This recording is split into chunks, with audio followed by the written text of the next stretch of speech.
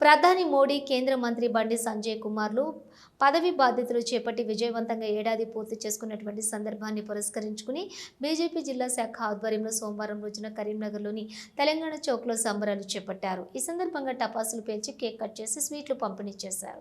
అనంతరం జిల్లా అధ్యక్షులు గంగాడి కృష్ణారెడ్డి మాట్లాడుతూ ప్రధాని నరేంద్ర మోడీ 3.0 ప్రభుత్వానికి నేటితో ఏడాది పూర్తయిందని, గత ఏడాది జూన్ 9న మూడోసారి ప్రధానిగా నరేంద్ర మోడీ ప్రమాణ స్వీకారం చేశారని తెలిపారు. ప్రధాని మోదీ ఏడాది పాలనలో ఆపరేషన్ సింధూర్ వర్క్ సంస్కరణలతో భారతదేశ ఖ్యాతి విశ్వంలోనే మార్మోగిపోతోందన్నారు.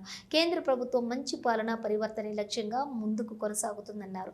న్యాయ కళాశాలకు అనుమతులు ఇప్పించారని, ఉమ్మడి జిల్లా పరిధిలోని సైనిక్ స్కూల్, ఈఎస్ఐ ఆసుపత్రి ఏర్పాటు కోసం కరీంనగర్ పట్టణంలోని డంపింగ్ యార్డ్ సమస్య పరిష్కారం కోసం మంత్రి బండి సంజయ్ కృషి చేస్తున్నారని తెలిపారు. అలాగే పార్లమెంటు నియోజకవర్గం పరిధిలోని ప్రభుత్వ ఆసుపత్రులకు అత్యాధునిక పరికరాలు అందించారని తెలిపారు. వేములవాడ, కొండగట్టు పుణ్యక్షేత్రాల డెవలప్మెంట్ కోసం, టూరిజం అభివృద్ధి కోసం కేంద్ర మంత్రి బండి సంజయ్ కుమార్ ఎనలేని కృషి చేస్తున్నారని ఆయన ఈ సందర్భంగా చెప్పారు.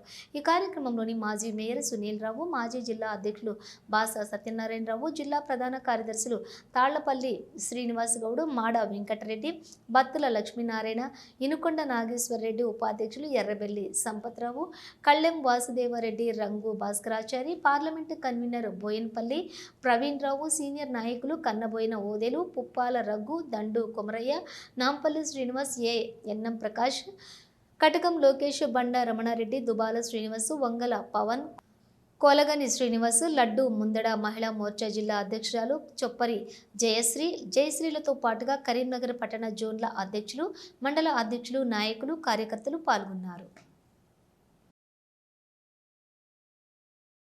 గత 11 సంవత్సరాలుగా కూడా దేశాన్ని అభివృద్ధి పదంలో తీసుకుపోవడానికి అనేకమైనటువంటి ప్రయత్నాలు చేస్తున్నారు.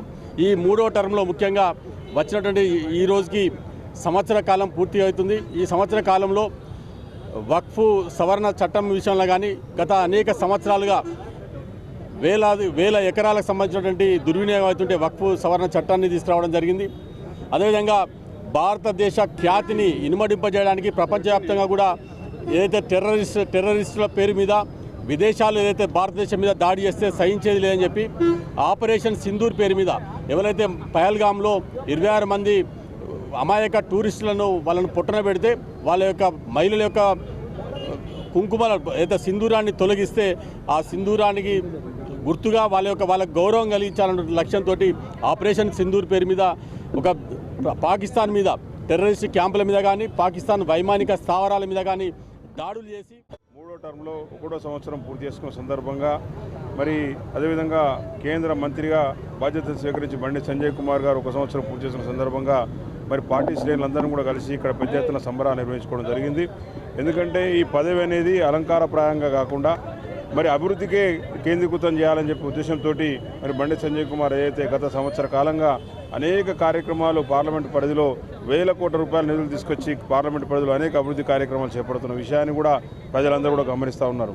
ఎందుకంటే ఒక సామాన్య కార్యకర్తకు దక్కిన అవకాశాన్ని ప్రజల కోసం ఉపయోగించాలి, పార్లమెంట్ నియోజకవర్గ అభివృద్ధి కోసం ఉపయోగించాలని ఒక సంకల్పంతో వారు ముందుకు పోతూ ఉన్నారు.